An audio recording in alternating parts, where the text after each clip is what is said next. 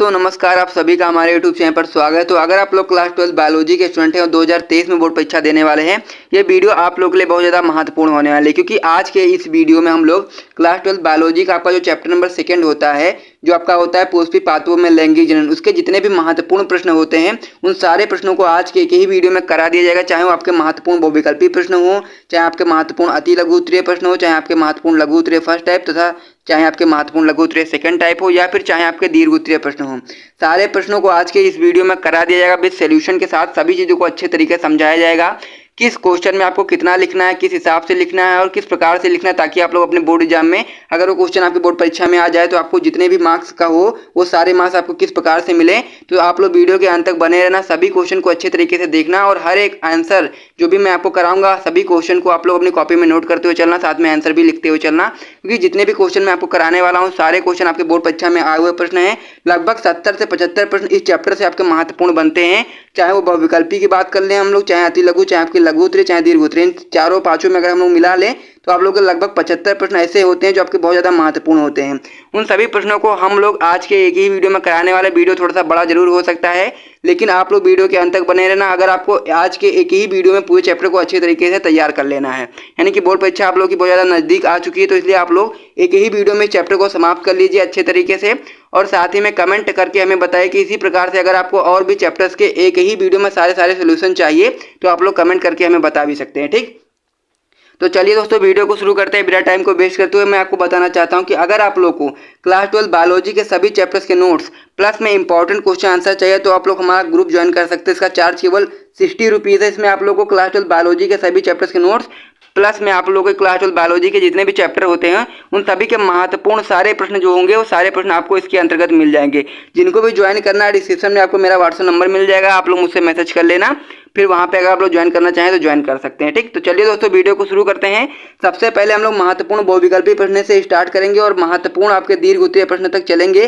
जितने भी आपके महत्वपूर्ण प्रश्न बनते हैं चैप्टर में सारे प्रश्नों को करेंगे, एक भी प्रश्न को छोड़ा नहीं जाएगा, कि जिस भी इस चैप्टर से जितने भी आपके महत्वपूर्ण बन सकते हैं बोर्ड परीक्षा में सारे प्रश्नों को कराया जाएगा। ठीक, तो चलिए दोस्तों वीडियो को शुरू करते हैं। सबसे पहले हम लोग महत्वपूर्ण बहुविकल्पी प्रश्नों को देखते हैं। लगभग 24-25 क्वेश्चन आपके महत्वपूर्ण बहुविकल्पी प्रश्न में होते हैं, तो उन सारे प्रश्नों को हम लोग अच्छे तरीके से करते हुए चलेंगे। ठीक, तो सबसे पहले हम लोग बहुविकल्पी महत्वपूर्ण प्रश्नों को करेंगे, उसके बाद फिर हम लोग अति लघु उत्तरीय से रिलेटेड जितने भी महत्वपूर्ण प्रश्न बनते हैं उनको करेंगे, फिर हम लोग लघु उत्तरीय फर्स्ट और सेकंड टाइप दोनों से रिलेटेड जितने भी महत्वपूर्ण आपके लघु उत्तरीय प्रश्न बनते हैं उन सभी को करेंगे। उसके बाद फिर आपको दीर्घ उत्तरीय में जितने भी महत्वपूर्ण प्रश्न बनते हैं इस चैप्टर से उन सभी को आज के एक ही वीडियो में किया जाएगा। ठीक, तो वीडियो के अंत तक बने रहना, और वीडियो अगर आपको अच्छी लगती है तो आप लोग वीडियो को लाइक भी कर दीजिएगा, साथ में चैनल को भी सब्सक्राइब कर दीजिएगा ऐसे ही और भी महत्वपूर्ण वीडियोस को जानने के लिए। तो चलिए दोस्तों वीडियो को शुरू करते हैं बिना टाइम को वेस्ट करते हुए। तो हम लोग शुरू करने वाले सबसे पहले महत्वपूर्ण बहुविकल्पी प्रश्नों को जो आपके बोर्ड परीक्षा में 1 नंबर का आता है। ठीक, तो इस चैप्टर में आपके कितने महत्वपूर्ण बहुविकल्पी प्रश्न बन सकते हैं, तो आपके 24 से 25 प्रश्न ऐसे हैं जो आपके बोर्ड परीक्षा में बनने लायक होते हैं इस चैप्टर से, तो उन सारे प्रश्नों को आज की वीडियो में डिस्कस किया जाएगा। तो चलिए शुरू करते हैं। तो सबसे पहले हम महत्वपूर्ण बहुविकल्पी प्रश्नों को डिस्कस करते हैं। हमारा जो पहला क्वेश्चन है वो है आपका भारतीय भ्रूण विज्ञान के जनक है। तो हम लोग को ये बताना है कि जो भारतीय भ्रूण विज्ञान है उसके जनक कौन है, जिसमें आपका पहला ऑप्शन है BN प्रसाद, दूसरा ऑप्शन है आपका राम उदार, तीसरा ऑप्शन है आपका P महेश्वरी, या फिर चौथा ऑप्शन है PN मेहरा। इसी प्रकार से आपके बोर्ड परीक्षा में क्वेश्चन आएगा। ये इंपॉर्टेंट क्वेश्चन है और इसका आंसर भी आपको पता होना बहुत ज़्यादा जरूरी है। जिनको भी इसका आंसर पता है वो लोग कमेंट बॉक्स में जरूर कमेंट करके बताना हम लोगों को। तो चलिए दोस्तों इसका आंसर देखते हैं। तो सबसे पहले हम लोग बात कर लें अगर भारतीय भ्रूण विज्ञान के जनक के बारे में, तो जो आपका सही ऑप्शन हो जाता है वो आपका हो जाता है P महेश्वरी, यानी कि प्रो पंचानन महेश्वरी जो होते हैं वो भारतीय भ्रूण विज्ञान के जनक हैं। ठीक, नेक्स्ट क्वेश्चन की ओर बढ़ते हैं। तो हमारा दूसरा क्वेश्चन है निभाग पाया जाता है। तो हम लोग को ये बताना है इस क्वेश्चन में कि जो निभाग होता है वो कहाँ पर पाया जाता है। पहला ऑप्शन है परागकण में पाया जाता है, दूसरा ऑप्शन है भ्रूणपोष में पाया जाता है, या फिर बीजांड में, या फिर सभी में। तो आपको ये चीज़ ध्यान देनी है, जो आपका निभाग होता है वो आप लोगों का सी वाले ऑप्शन में यानी कि बीजांड में पाया जाता है। तो इस पर आप लोग सही टिक मार देना अगर ये क्वेश्चन आपके बोर्ड परीक्षा में आता है। नेक्स्ट क्वेश्चन जो आपका होता है क्वेश्चन नंबर 3, ये बहुत ज़्यादा महत्वपूर्ण क्वेश्चन होता है, जो आपका होता है अंड समुच्चय के निर्माण में कौन सहायक है। तो हम लोग को ये बताना है कि जो अंड समुच्चय होता है उसके निर्माण में क्या क्या चीज़ें सहायक होती हैं। पहला ऑप्शन है आपका अंड, दूसरा ऑप्शन है अंड व सहायक कोशिकाएं, तीसरा ऑप्शन है आपका अंड व प्रतिमुख कोशिकाएं, या फिर चौथा ऑप्शन है सहायक व फिर प्रतिमुख कोशिकाएं। ठीक, तो ये चीज़ आपको ध्यान देना है। जो आपका अंड समुच्चय होता है वो सहायक और साथ में जो अंड कोशिकाएं होती हैं जब वो आपस में मिलती हैं तो उसे हम लोग अंड समुच्चय कहते हैं। तो इसमें जो आपका ऑप्शन नंबर बी होता है ये आपका सही ऑप्शन हो जाता है, क्योंकि जो आपका अंड व सहायक कोशिकाएं होती हैं वो अंड समुच्चय का निर्माण करती हैं। अगले क्वेश्चन की ओर बढ़ें तो हमारा अगला क्वेश्चन है अनिषेक जनन होता है। तो हम लोग को ये बताना है क्वेश्चन नंबर 4 में कि जो अनिषेक जनन होता है वो किसमें होता है। पहला ऑप्शन आपका रोटीफर्स में, दूसरा ऑप्शन आपका मधुमक्खियों में, या फिर तीसरा ऑप्शन आपका टर्कियों में, या फिर चौथा ऑप्शन आपका सभी में। तो जो आपका अनिषेक जनन होता है वो आपका रोटीफर्स में भी होता है, मधुमक्खियों में भी होता है, टर्कियों में भी होता है और साथ में कह सकते हैं इन तीनों में होता है। इसलिए जो आपका ऑप्शन नंबर डी होता है आपका सही ऑप्शन हो जाएगा। ठीक, अगले क्वेश्चन की ओर बढ़ते हैं। तो हमारा जो अगला क्वेश्चन है निम्नलिखित में से किसमें कीट परागण होता है। तो हम लोग को इसमें 4 ऑप्शन दिए गए हैं और हम लोग को बताना है कि इसमें से किसमें कीट परागण होता है। पहला ऑप्शन आपका गुड़हल में, दूसरा ऑप्शन आपका हाइड्रिला में, तीसरा ऑप्शन आपका अंजीर में, या फिर चौथा ऑप्शन है गेहूं में। तो जो आपका क्वेश्चन नंबर 5 है इसका जो सही ऑप्शन हो जाता है वो आपका हो जाएगा अंजीर में, यानी कि जो अंजीर होता है उसमें कीट परागण होता है। सारे प्रश्नों को आप लोग अपनी कॉपी में नोट करते हुए चलें, क्योंकि सारे प्रश्न बहुत ज़्यादा महत्वपूर्ण आपके बोर्ड परीक्षा के दृष्टिकोण से, तो सभी प्रश्नों को आप लोग नोट करते हुए चलेंगे। ठीक, तो चलिए दोस्तों अब आगे बढ़ते हैं। तो हमारा जो नेक्स्ट पेज है उसमें हम लोग पढ़ेंगे क्वेश्चन नंबर 6 को।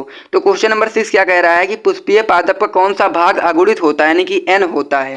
पहला ऑप्शन आपका जड़, दूसरा ऑप्शन आपका पत्ती, तीसरा ऑप्शन आपका नर युग्मक, या फिर चौथा ऑप्शन आपका युग्मनज। तो जो आपका पुष्पीय पादप का जो अगुणित भाग होता है वो आपका होता है नर युग्मक, यानी कि ये आपका सही ऑप्शन हो जाएगा। अगले क्वेश्चन की ओर अब हम लोग बढ़ते हैं। तो हमारा जो अगला क्वेश्चन है आवर्तबीजी पौधों में पुंकेसर है। तो हम लोग को ये बताना है कि जो आपका आवर्तबीजी पौधा होता है उसमें पुंकेसर क्या है। पहला ऑप्शन है मादा जननांग है, दूसरा ऑप्शन आपका नर जननांग है, तीसरा ऑप्शन है ए व बी दोनों है, या फिर इनमें से कोई नहीं है। ठीक, तो जो आपका पुंकेसर होता है उसमें ही आपके परागकण बनते हैं, यानी कि नर युग्मक का निर्माण होता है। तो इसलिए हम लोग कह सकते हैं कि जो आवर्तबीजी पौधों में जो पुंकेसर होता है वो आपका क्या होता है, नर जननांग होता है। अगले क्वेश्चन की ओर बढ़ते हैं। तो हमारा अगला क्वेश्चन है इंपॉर्टेंट क्वेश्चन है ये वाला, बहुत बार बोर्ड परीक्षा में आपके आ चुका है, कम से कम 4 या 5 बार।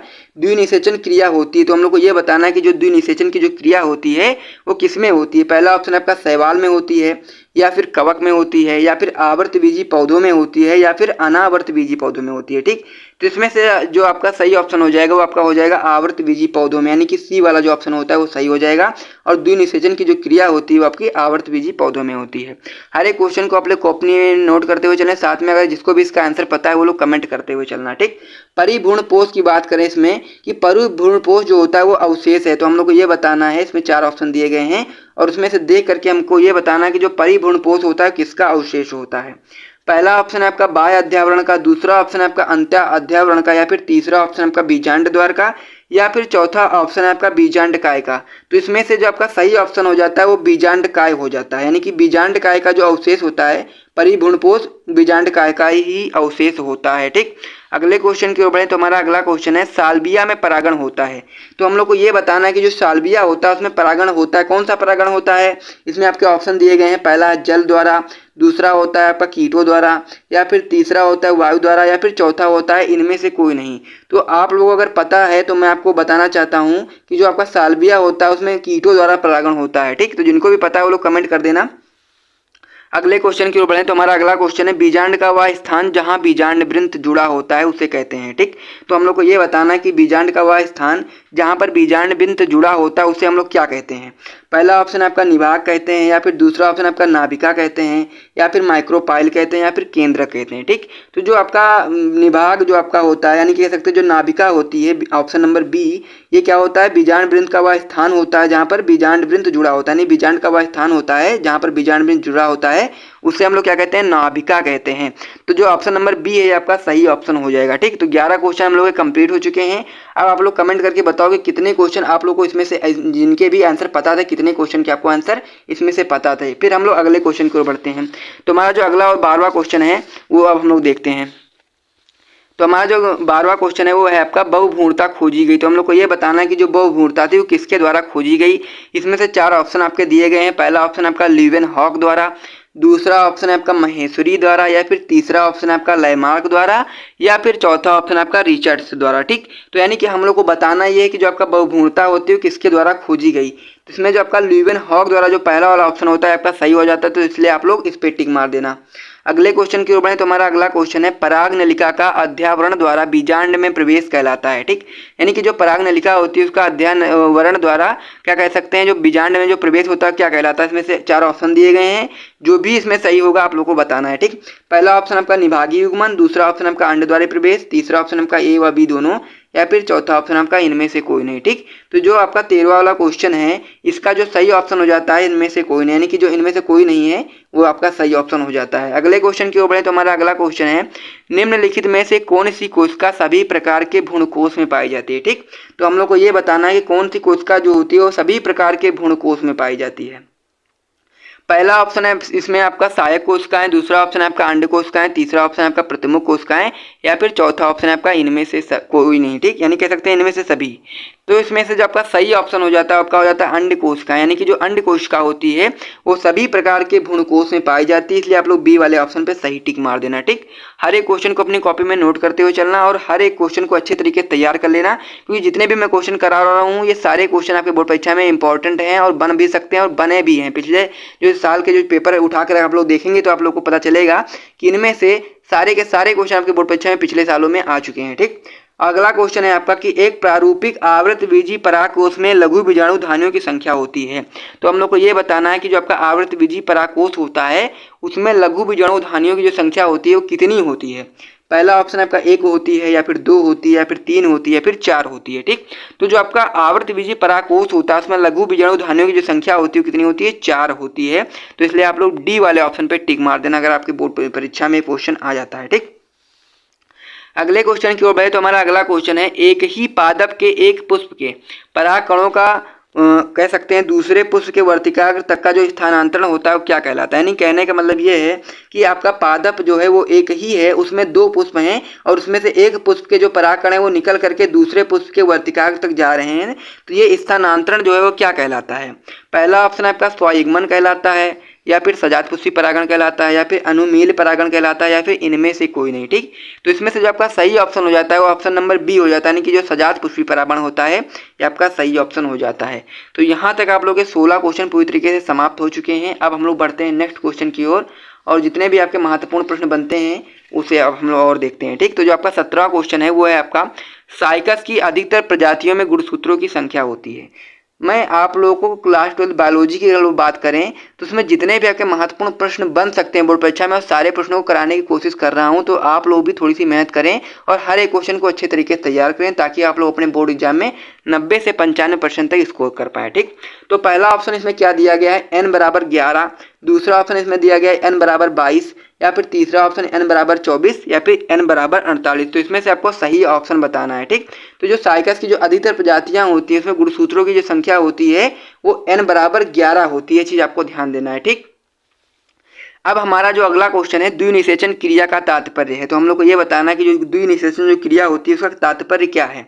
पहला ऑप्शन है आपका 2 नरयुग्मों का अंड कोशिका से संयोजन, दूसरा ऑप्शन है आपका 1 नरयुग्मक का अंड कोशिका से तथा दूसरे का द्वितीय केंद्रक से संयोजन, तीसरा ऑप्शन है आपका 1 नरयुग्मक का अंड कोशिका से तथा दूसरे का सिनर्जिड कोशिका से संयोजन, या फिर चौथा ऑप्शन है उपरोक्त सभी। ठीक, तो इसमें से जो आपका सही ऑप्शन हो जाता है वो ऑप्शन नंबर बी हो जाता है, यानी कि जो आपका 2 नरयुग्मक होते हैं, एक नरयुग्मक जो आपका होगा वो अंड कोशिका से संयोजन कर लेगा और दूसरा जो नरयुग्मक होगा वो द्वितीय केंद्रक से संयोजन कर लेगा। इस प्रकार से 2 निषेचन होता है आवृतबीजी पौधों में, इसलिए हम लोग कह सकते हैं कि जो आपका द्विनिषेचन में हम लोग यही चीज बता सकते हैं कि जो आपका ऑप्शन नंबर बी होता है सही ऑप्शन हो जाता है। ठीक, अगले क्वेश्चन की ओर बढ़े तो हमारा अगला क्वेश्चन है प्रतिमुखी कोशिकाएं वे होती हैं जो उपस्थित होती हैं, कहाँ पर उपस्थित होती हैं। पहला ऑप्शन है आपका निभागीय छोर पर, दूसरा ऑप्शन है आपका अंडद्वारी छोर पर, या फिर तीसरा ऑप्शन है आपका मध्य में, या फिर चौथा ऑप्शन है आपका इनमें से कोई नहीं। ठीक, तो हम लोग को ये बताना है जो आपका प्रतिमुखी कोशिकाएं होती हैं किधर उपस्थित होती हैं। ठीक, तो ये चीज आपको ध्यान देना, इस प्रकार से आपका कुछ भ्रूणकोश होता है। ठीक, इसमें क्या होता है, इसमें इस प्रकार से ऊपर क्या होती हैं प्रतिमुख कोशिकाएं होती हैं, नीचे आपकी 2 सहायक कोशिकाएं और 1 अंड कोशिका होती है और बीच में आपका द्वितीय केंद्रक होता है इस प्रकार से। ठीक, तो ये होता है कि जो आपका बीजांड होता है इस प्रकार से आपका बीजांड होता है, इस प्रकार से आपका होता है, इस प्रकार से आपका बीजांड होता है। तो इसमें क्या होता है, जो ये होता है ये आपका बीजांड द्वार हो जाता है और ये आपका हो जाता है निभाग। तो इसलिए हम लोग कह सकते हैं जो आपका प्रतिमुख कोशिकाएं होती हैं वो आपकी निभागी छोर पर उपस्थित होती हैं। ठीक, तो इसमें आपका जो सही वाला ऑप्शन हो जाता है ऑप्शन नंबर ए हो जाता है, इस पर आप लोग सही टिक मार देना, निभागीय छोर पर। अगले क्वेश्चन की ओर बढ़े तो हमारा अगला क्वेश्चन है परागकण मात्र कोशिका में गुणसूत्रों की संख्या कितनी होती है, यानी जो परागकण मात्र कोशिका होती है उसमें गुणसूत्रों की संख्या कितनी होती है हम लोग को बताना है। तो पहला ऑप्शन इसमें है आपका अगुणित होती है, दूसरा ऑप्शन आपका द्विगुणित होती है, तीसरा ऑप्शन आपका त्रिगुणित होती है या फिर चौथा ऑप्शन आपका बहुगुणित होती है। तो पराकण मात्र जो कोशिका होती है उसमें जो गुणसूत्रों की संख्या होती है आपकी 2 गुणित होती है। यानी कि जब आप लोग पराकण मात्र कोशिका से जब हम लोग पराकण को प्राप्त करेंगे तो कैसा हो जाता है, आपका अगुणित होता है, लेकिन पराकण मात्र कोशिका जो होती है आपकी 2 गुणित होती है। इसलिए आप लोग बी वाले ऑप्शन पर सही टिक मार देना। फिर हम लोग बढ़ते हैं अगले क्वेश्चन की ओर और आपका ये पूरी तरीके से समाप्त होने वाला बहुविकल्पी प्रश्न और उसके बाद में फिर हम लोग चलेंगे अति लघु उत्तरीय प्रश्नों के बारे में। तो यहाँ पर कुछ क्वेश्चन बच गए हैं, 4 क्वेश्चन और बच गए हैं। 24 क्वेश्चन आपके महत्वपूर्ण बहुविकल्पी प्रश्न में होते हैं, जिसमें से मैं आप लोग को 20 करा चुका हूँ, 4 और बचे हुए हैं जो मैं आपको अभी बता देता हूँ। ठीक, तो हमारा जो 21वां क्वेश्चन है, एक प्रारूपी आवृतबीजी भ्रूणकोश परिपक्व होने पर होता है। तो हम लोग को ये बताना है कि जो आपका प्रारूपी आवृतबीजी भ्रूणकोश होता है वो परिपक्व होने पर किस प्रकार का हो जाता है, यानी कितनी कोशिकाएं होती है उसमें और कितने केंद्रक होते हैं। इसमें पहला ऑप्शन आपका है 8 कोशिकीय 7 केंद्रकीय, दूसरा ऑप्शन आपका 7 कोशिकीय 8 केंद्रकीय, तीसरा ऑप्शन आपका 8 कोशिकीय 8 केंद्रकीय, या फिर चौथा ऑप्शन आपका 7 कोशिकीय और 7 केंद्रकीय। तो इसमें से जो आपका सही ऑप्शन हो जाता है उसे मैं आपको चित्र के माध्यम से दिखाऊंगा ताकि आप लोगों को सभी चीज़ें अच्छे तरीके से समझ में आ जाएं। ये आपका क्या होता है, भ्रूणकोश होता है। इसमें 3 कोशिकाएं ऊपर होती हैं, अभी मैंने आपको बताया आपकी प्रमुख कोशिकाएं होती हैं, और 3 कोशिकाएं नीचे होती हैं, 1 कोशिका बीच में होती है। इसमें क्या होता है, एक केंद्रक एक केंद्रक एक केंद्र 3 ऊपर होते हैं, 3 ही केंद्रक नीचे होते हैं। जो बीच वाली जो कोशिका होती है इसे हम लोग द्वितीय केंद्रक कहते हैं। इसमें 2 केंद्रक होते हैं। तो अब आप लोग काउंट कर लीजिए, 3 कोशिका ऊपर 3 कोशिका नीचे 1 कोशिका बीच में, कितने हो गए, 7 कोशिका हो गई। साथ ही में अगर केंद्रक की बात करें तो 3 केंद्रक ऊपर 3 केंद्रक नीचे 2 केंद्रक बीच में, तो कितने हो गए, 8 केंद्रक हो गए। तो हम लोग बता सकते हैं कि इसमें जो 7 कोशिकीय और 8 केंद्रकीय होता है, यानी कि ऑप्शन नंबर बी जो होता है वो सही ऑप्शन हो जाता है। अगले क्वेश्चन की ओर बढ़े तो हमारा अगला क्वेश्चन है कि भ्रूणकोश विकास के लिए निम्नलिखित में से कौन सा क्रम सही है। पहला ऑप्शन है आपका आर्किस्पोरियम से गुरु बीजाणु का बनना, उसके बाद फिर गुरु बीजाणु से गुरु बीजाणु मातृ कोशिका का बनना। दूसरा ऑप्शन है आपका आर्किस्पोरियम से गुरु बीजाणु मातृ कोशिका बनना, फिर गुरु बीजाणु मातृ कोशिका से गुरु बीजाणु, फिर गुरु बीजाणु से भ्रूणकोश बनना। तीसरा ऑप्शन है आपका आर्किस्पोरियम से गुरु बीजाणु से गुरु बीजाणुभिद और उसके बाद में फिर भ्रूणकोश। चौथा ऑप्शन आपका आर्किस्पोरियम से गुरु बीजाणुभिद, फिर उसके बाद फिर भ्रूणकोश। तो इसमें से जो आपका सही ऑप्शन हो जाता है वो आप लोगों का हो जाता है ऑप्शन नंबर बी, यानी कि आर्किस्पोरियम से गुरु बीजाणु मातृ कोशिका बनती है और गुरु बीजाणु मातृ कोशिका से गुरु बीजाणु, फिर गुरु बीजाणु से आपका भ्रूणकोश बनता है। ठीक, तो बी वाला ऑप्शन आपका सही हो जाता है, इस पर आप लोग टिक मार देना। अगले क्वेश्चन की ओर बढ़े तो हमारा अगला जो क्वेश्चन है वो आपका है कि 200 लघु बीजाणुओं के निर्माण के लिए प्रक्रियात्मक लघु बीजाणु मात्र कोशिकाओं के कितने अर्धसूत्री विभाजन करने होंगे। ठीक, ये चीज़ आपको ध्यान देना है। इसमें कुछ ऑप्शन दिए गए हैं। तो सबसे पहले मैं आपको कुछ समझाना चाहता हूँ। यहाँ पर आप लोग देख सकते हैं कि जैसा कि मान लीजिए आप लोग एक लघु बीजाणु मात्र कोशिका में जब आप लोग अर्धसूत्री विभाजन कराते हैं तो उससे कितने कोशिकाएं बनती हैं आपकी, या कितने पराकण बनते हैं आपके, 4 बनते हैं। ठीक, कितने बनते हैं, इसके 4 पराकण बनते हैं। तो इसी प्रकार से अगर हम लोग 50 को 4 से गुणा कर दें, यानी कि एक में 4 बन रहे हैं तो 50 को अगर हम लोग 4 से गुणा कर देंगे तो कितना आ जाएगा आपका, 200 आ जाएगा। ठीक, यानी कि हम लोग ये कह सकते हैं कि अगर हम लोग को 200 लघु बीजाणुओं को निर्माण करना है तो उसके लिए हम लोग को 50 लघु बीजाणु मात्र कोशिका में अर्धसूत्री विभाजन कराना होगा। ठीक, और एक अर्धसूत्री विभाजन से 4 लघु बीजाणु प्राप्त होते हैं।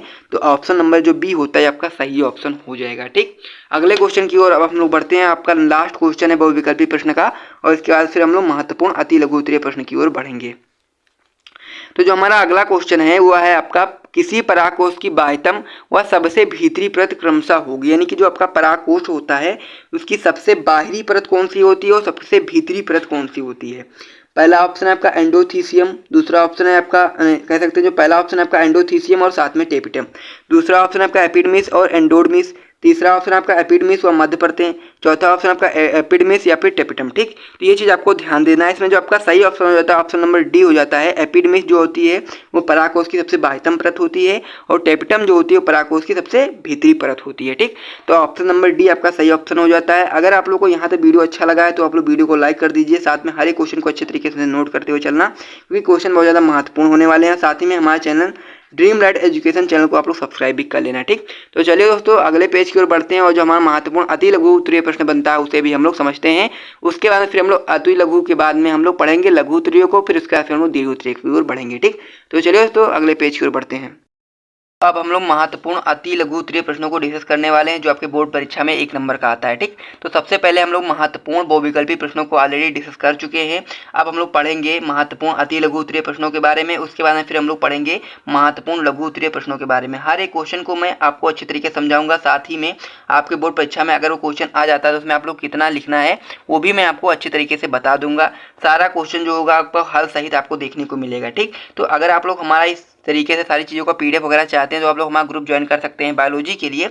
इसमें आप लोगों को 60 रुपीज़ में सभी चैप्टर्स के नोट्स, साथ ही में सभी चैप्टर्स के इंपॉर्टेंट क्वेश्चन आंसर्स आपको ग्रुप के अंतर्गत दे दिए जाएंगे। ठीक, हमारा अति लघु उत्तरीय प्रश्नों में जो आपका पहला प्रश्न है, महत्वपूर्ण प्रश्न है, वो आपका है अनिषेक जनन से आप क्या समझते हैं। ठीक, यानी कि हम लोग को बताना है कि जो आपका अनिषेक जनन होता है इससे हम लोग क्या समझते हैं, साथ ही में इसका एक उदाहरण भी बताना है। ठीक, तो सबसे पहले हम लोग क्या लिखेंगे अनिषेक जनन के इस क्वेश्चन में, हम लोग लिखेंगे बिना निषेचन के मादा युग्मक द्वारा नई संतान का निर्माण हो जाना अनिषेक जनन कहलाता है। उदाहरण के लिए हम लोग बता सकते हैं कि नर मधुमक्खी, यानी कहने का मतलब ये है कि जब बिना निषेचन के ही मादा युग्मक से नई संतान का निर्माण हो जाता है तो उस प्रक्रिया को हम लोग अनिषेक जनन कहते हैं, क्योंकि उसमें क्या होता है, निषेचन होता ही नहीं है, इसीलिए हम लोग उसे क्या कहते हैं, अनिषेक कहते हैं। ठीक, तो यही चीज़ यहाँ पर आप लोग जान सकते हैं कि अनिषेक जनन के बारे में अगर आपसे पूछा जाएगा तो आप लोग इतना लिख देना, आपको 1 नंबर अच्छे तरीके से मिल जाएंगे। ठीक, अब हम लोग बढ़ते हैं नेक्स्ट क्वेश्चन की ओर। तो जो हमारा अगला क्वेश्चन उसे भी हम लोग देख लेते हैं।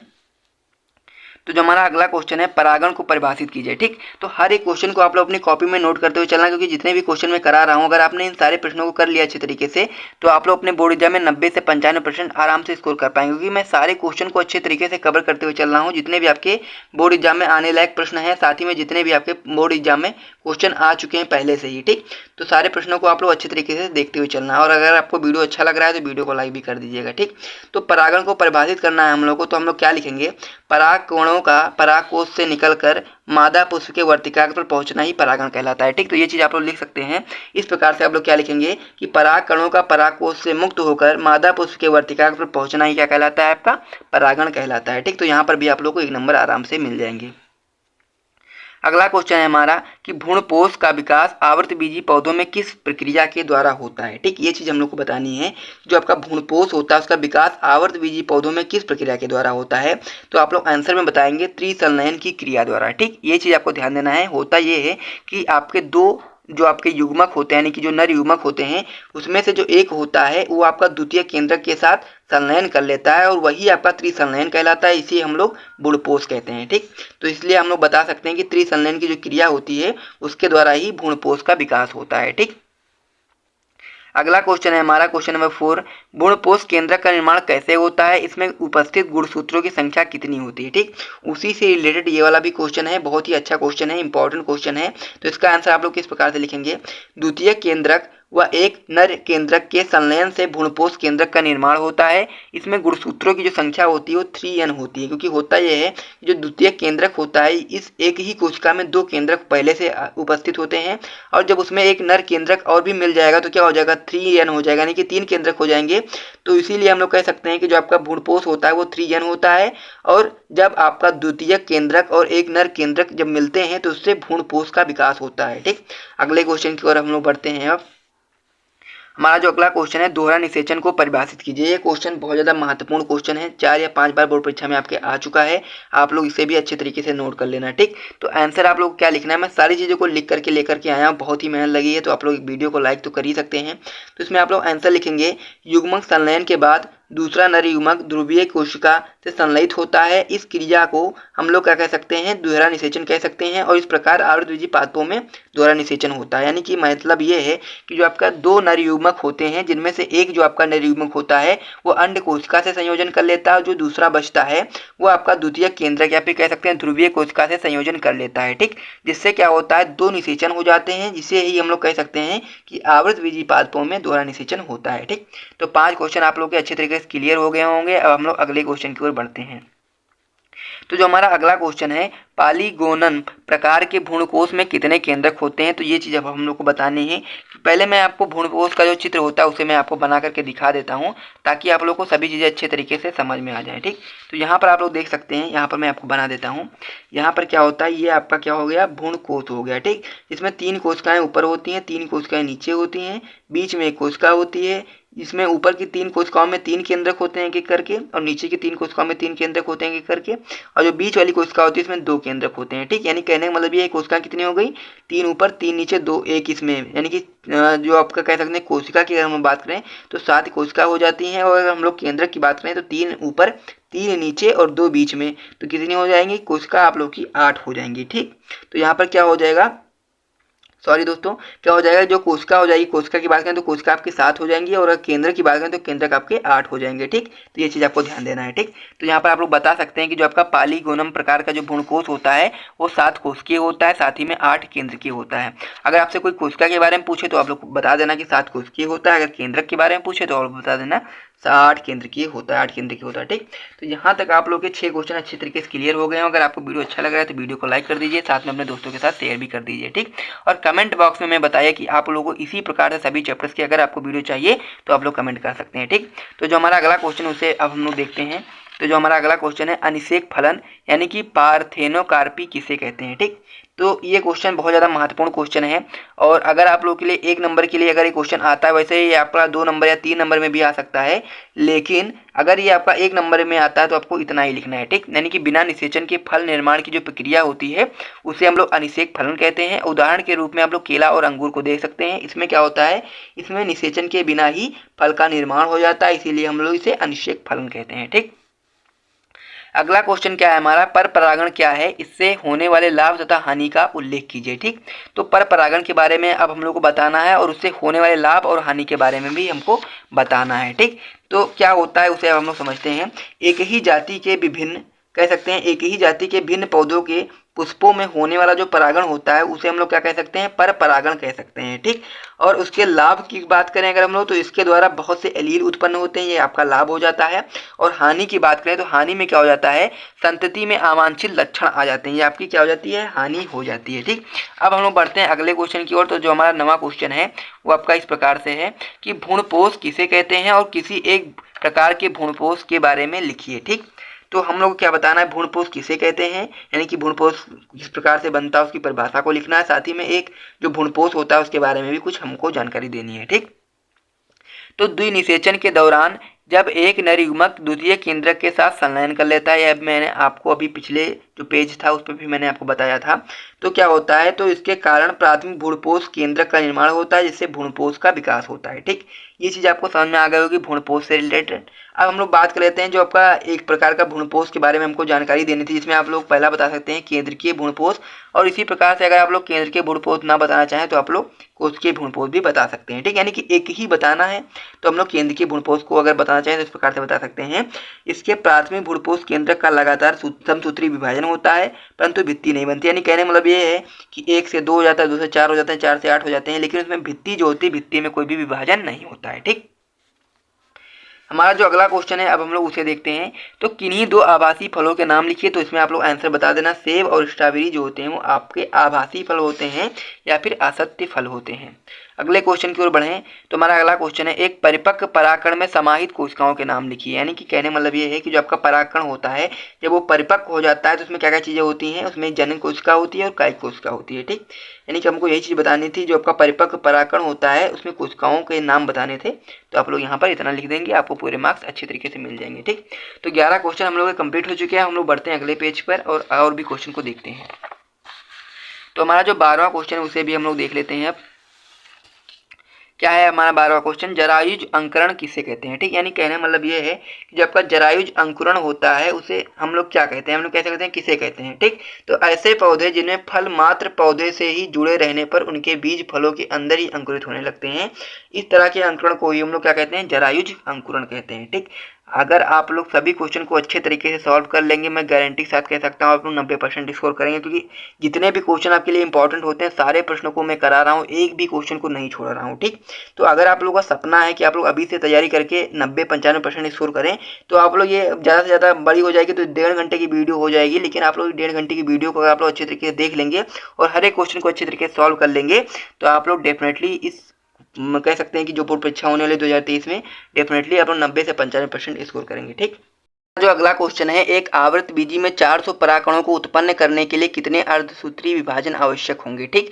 तो अगर आप लोगों को जानकारी है तो मैं आपको बताना चाहता हूं कि जो आप लोगों का परागकण मात्र कोशिका होती है, अगर हम लोग उसमें अर्धसूत्री विभाजन कराते हैं तो उससे हम लोग को 4 परागकण प्राप्त होते हैं। ठीक, अगर हम लोग को 400 परागकणों को प्राप्त करना है तो हम लोग को 100 कह सकते हैं कि परागकण मात्र कोशिका में अर्धसूत्री विभाजन कराना होगा। अगर हम लोग 100 अर्धसूत्री विभाजन कराएंगे, मतलब कह सकते हैं कि 100 परागकण मात्र कोशिका में अर्धसूत्री विभाजन कराएंगे तो हमको 400 परागकण उत्पन्न कर सकते हैं। ठीक, अगले क्वेश्चन की ओर बढ़े तो हमारा अगला क्वेश्चन है, मादा युग्मकोद्भिद के एक बीजाणुज विकास से आप क्या समझते हैं। तो मैंने आपको बताया था पिछली क्लास में ही कि जो आप लोग का जो मादा होती है, जैसे मतलब मान लीजिए अगर परागकण की बात करें तो परागकण होता ये है कि एक अगर हम लोग परागकण मात्र कोशिका में विभाजन कराते हैं अर्धसूत्री तो उसमें क्या होता है 4 बनते हैं, इसमें भी 4 बनते हैं। यानी कि अगर हम लोग गुरु बीजाणु मात्र कोशिका में भी अर्धसूत्री विभाजन कराते हैं तो उसमें भी 4 बनते हैं, लेकिन 3 क्या होता है तुरंत नष्ट हो जाते हैं। इसी की वजह से एक ही जो आपका बचता है वही आप लोग का मादा युग्मकोद्भिद का विकास करता है। ठीक, तो यहाँ पर आप लोग इस प्रकार से आंसर लिखेंगे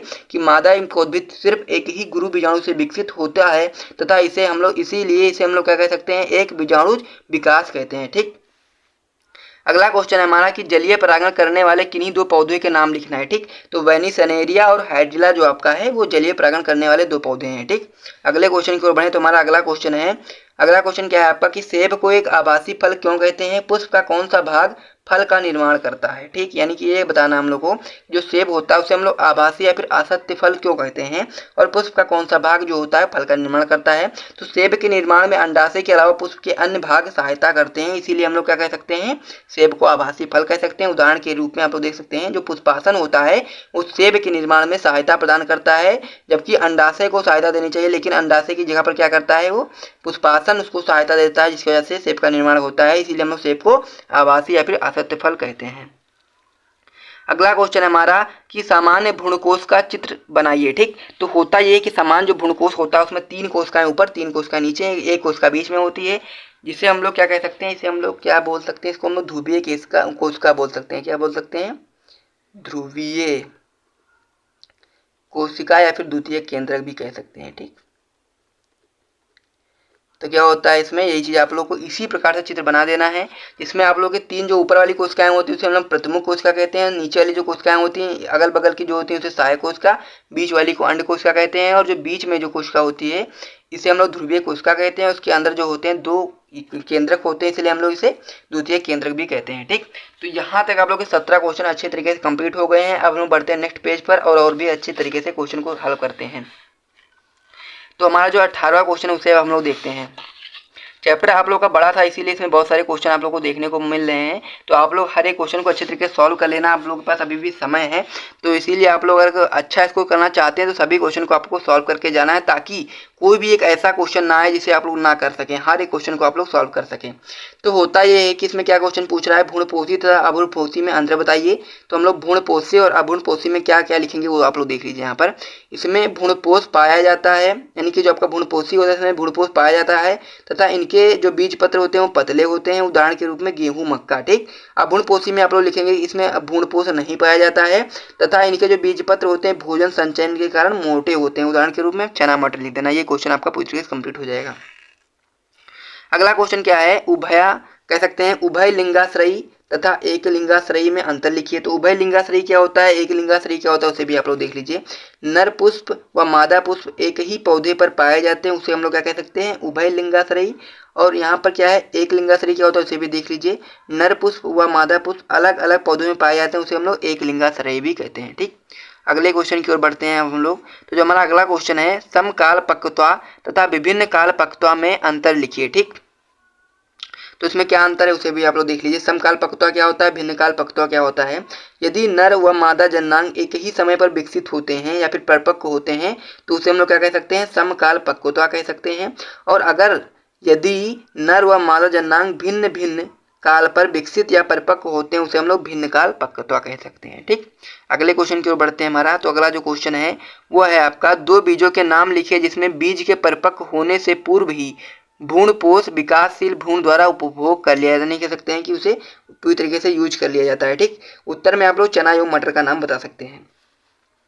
अगला क्वेश्चन है अंकुरित परागकण का एक नामांकित चित्र बनाएं। यानी कि जो आपका परागकण होता है जब अंकुरित होता है तो इस प्रकार से आपका दिखाई देता है। इसमें क्या होता है, नली जो आपका कह सकते हैं, जो नली बन जाती है हम लोग पराग नलिका कहते हैं, और इसी नलिका के माध्यम से जो आपका नर युग्मक होता है वो मादा युग्मक के पास पहुंचता है। ठीक, इसमें क्या होता है, दो आपके नर युग्मक होते हैं जिसे हम लोग नर युग्मक कहते हैं, और एक बीच में जो क्या कह सकते हैं इसे हम लोग शांत कोशिका द्रव्य कह सकते हैं, जो आपकी कह सकते हैं नली होती है इसे हम लोग पराग नलिका कहते हैं।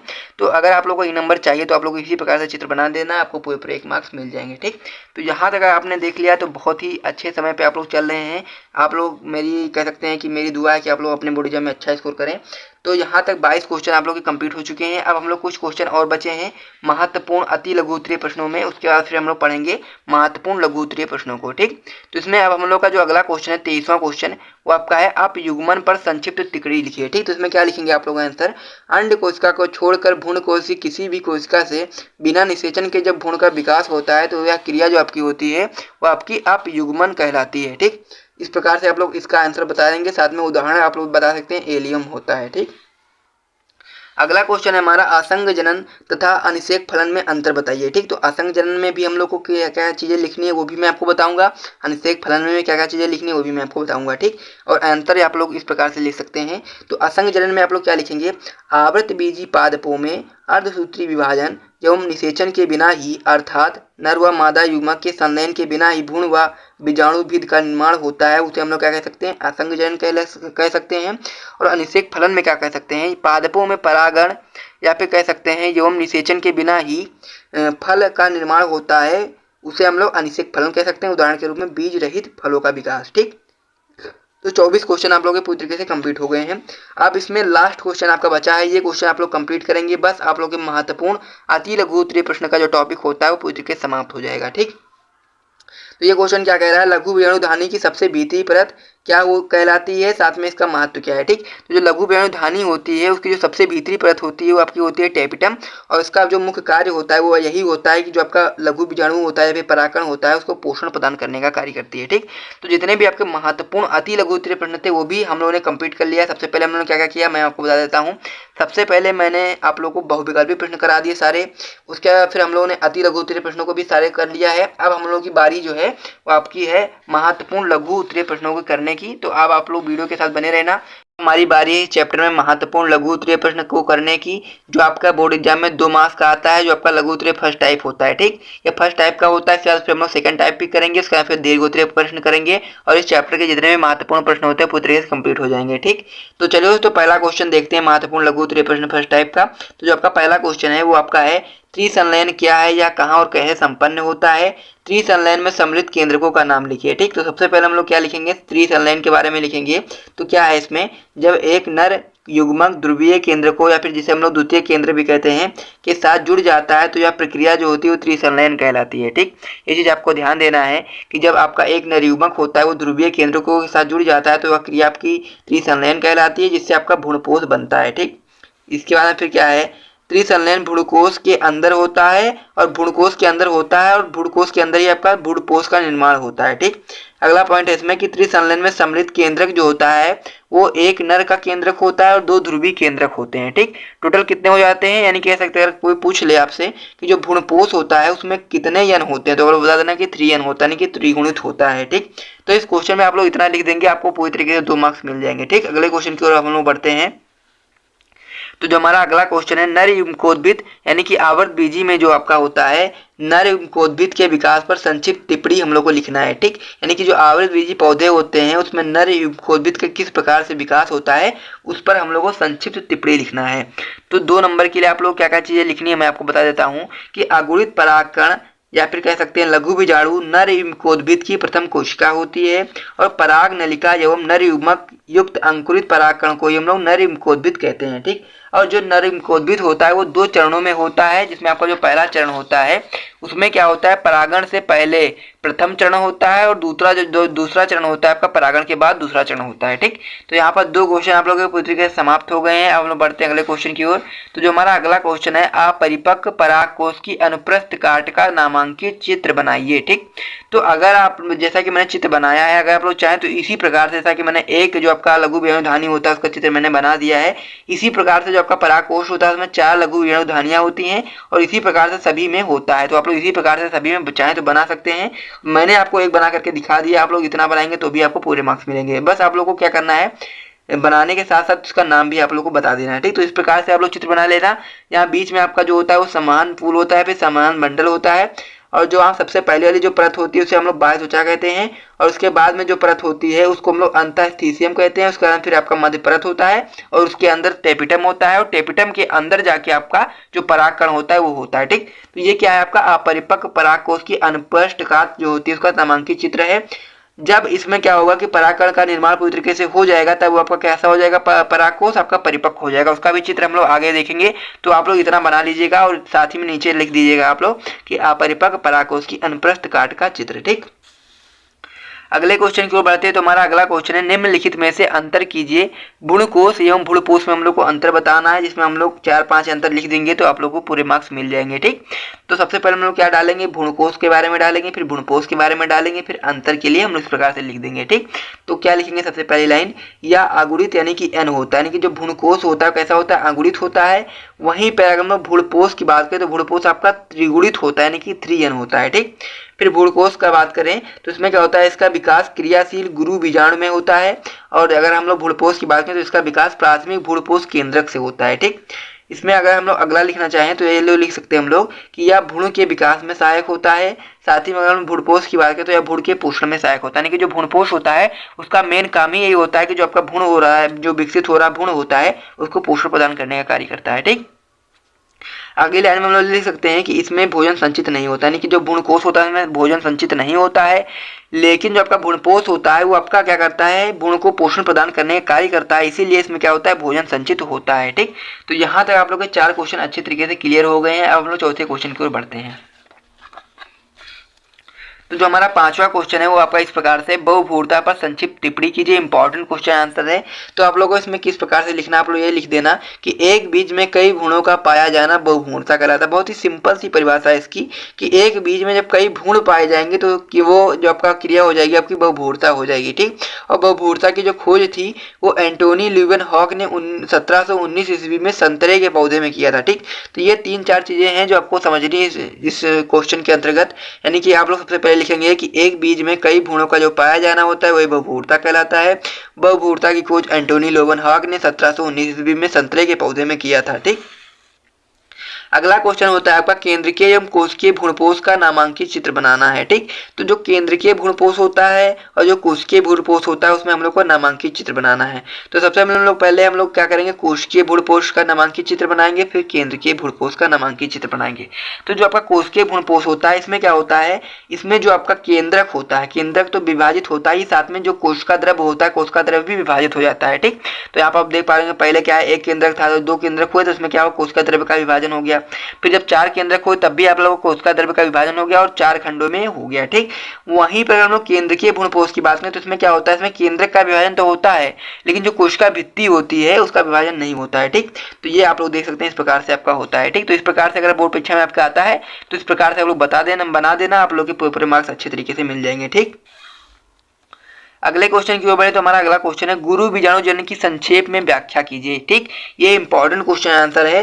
तो इसका हम लोग आंसर लिखेंगे इस प्रकार से कि गुरु बीजाणु मात्र कोशिका में अर्धसूत्री विभाजन से 4 गुरु बीजाणु का निर्माण होता है। ये चीज आपको ध्यान देना है, जो आपके गुरु बीजाणु मात्र कोशिका होती है जब उसमें अर्धसूत्री विभाजन होता है तो उससे 4 गुरु बीजाणु का निर्माण होता है, जिनमें से जो 3 गुरु बीजाणु होते हैं वो तुरंत ही नष्ट हो जाते हैं तथा ये जो एक गुरु बीजाणु होता है वो सक्रिय होता है, और उसी एक गुरु बीजाणु जो होता है वही आप लोग का गुरु बीजाणु जो होता है वही आपका सक्रिय रहता है, और इस क्रिया को ही हम लोग गुरु बीजाणु जनन कहते हैं। ठीक, अगले क्वेश्चन की ओर बढ़ते हैं। तो हमारा जो अगला क्वेश्चन है वो इस प्रकार से, अनिषेक फलन पर टिप्पणी कीजिए। ठीक, होता ये है कि अनिषेक फलन शब्द जो है वो नैल ने दिया था, साथ ही में समानता निषेचन के पश्चात अंडाशय फल में परिवर्तित होता है। ऐसा होता है समानता कि जो आपका फल होता है वो निषेचन के बाद अंडाशय में परिवर्तित हो जाता है। ठीक है, यानी कह सकते हैं कि जो आपका अंडाशय होता है वो निषेचन के बाद फल में परिवर्तित हो जाता है, लेकिन प्रकृति में कभी कभी बिना निषेचन के ही अंडाशय जो होता है वो फल में विकसित हो जाता है, और यह क्रिया जो होती है आपकी अनिषेक फलन कहलाती है। ठीक,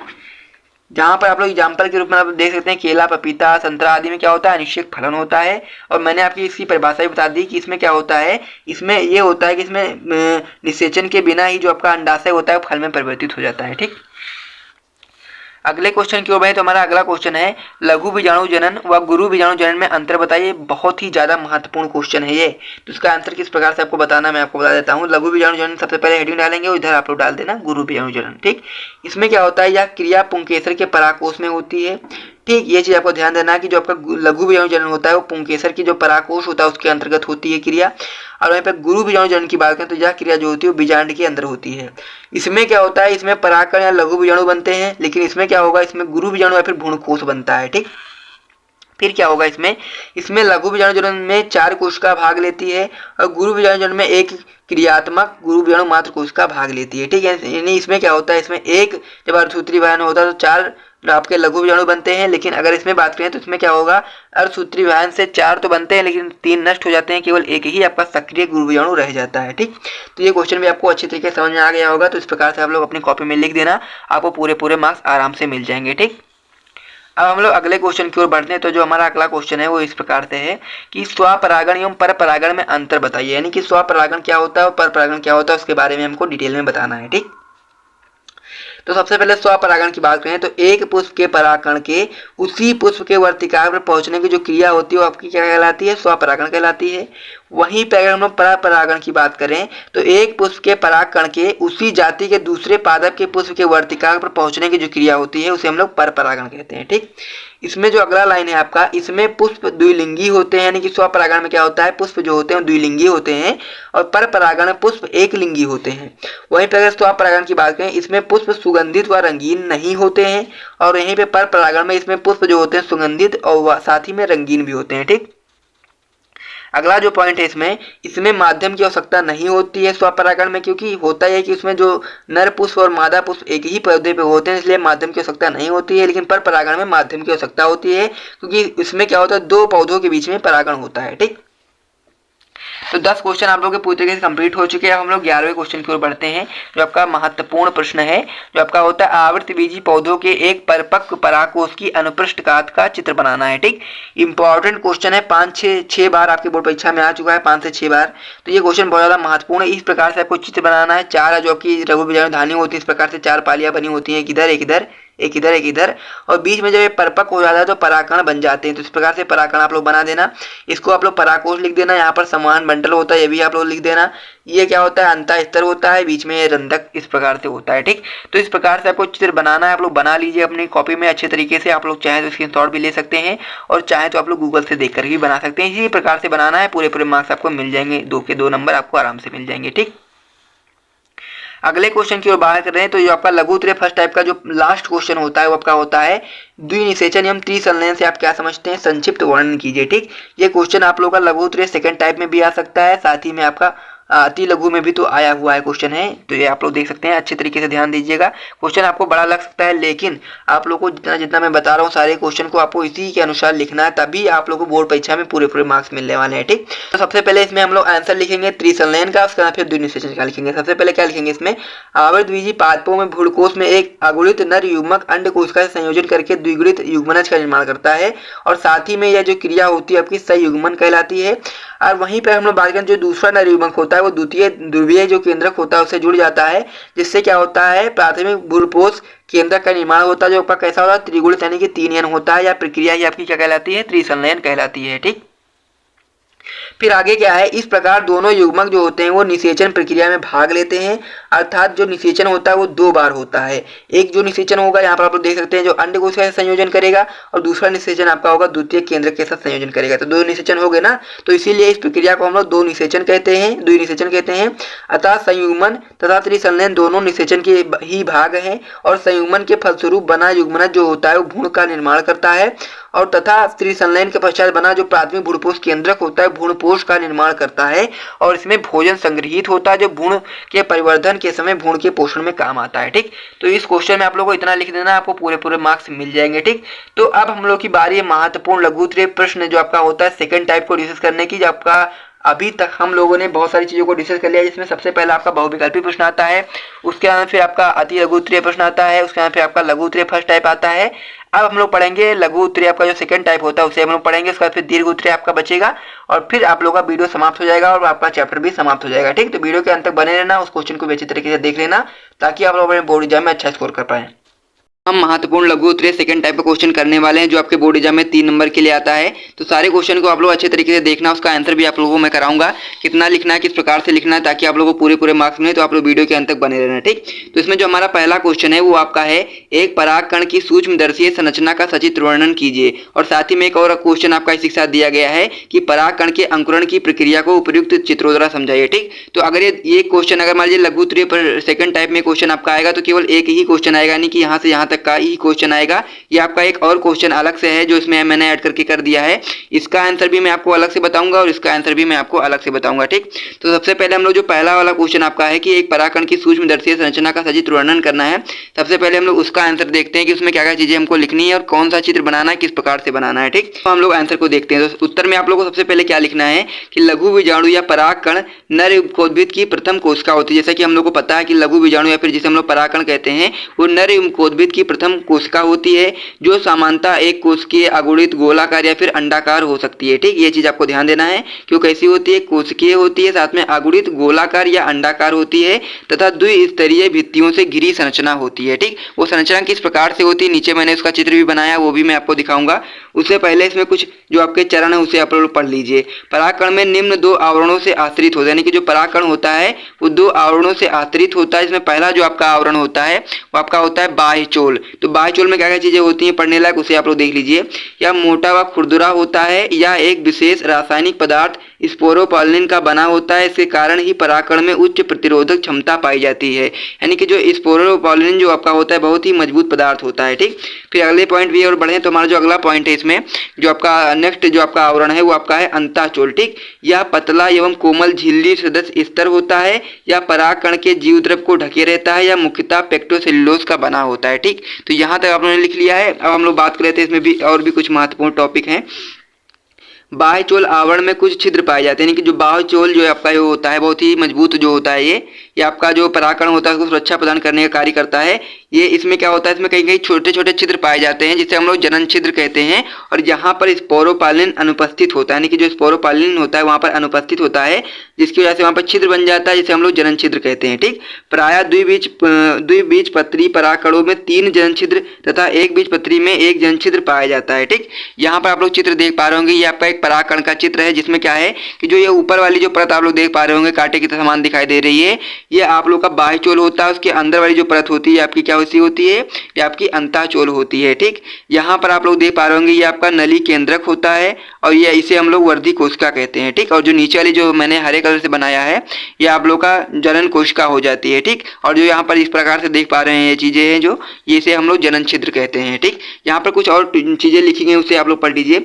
परागकण के केंद्र सघन कोशिका द्रव्य, एक बड़ा नलिकीय केंद्रक, रिक्तिकीय और साथ ही में जनन कोशिका आदि कोशिकांग पाया जाता है। यानी कि जो परागकण होता है उसमें ये सारी चीजें पाई जाती हैं। सबसे पहली चीज की बात करें तो एक बड़ा नलिकीय केंद्रक पाया जाता है जो आपका ये होता है, साथ ही में रिक्तिका पाई जाती है, जनन कोशिका पाई जाती है जो कि यहाँ पर आप लोग देख पा रहे होंगे।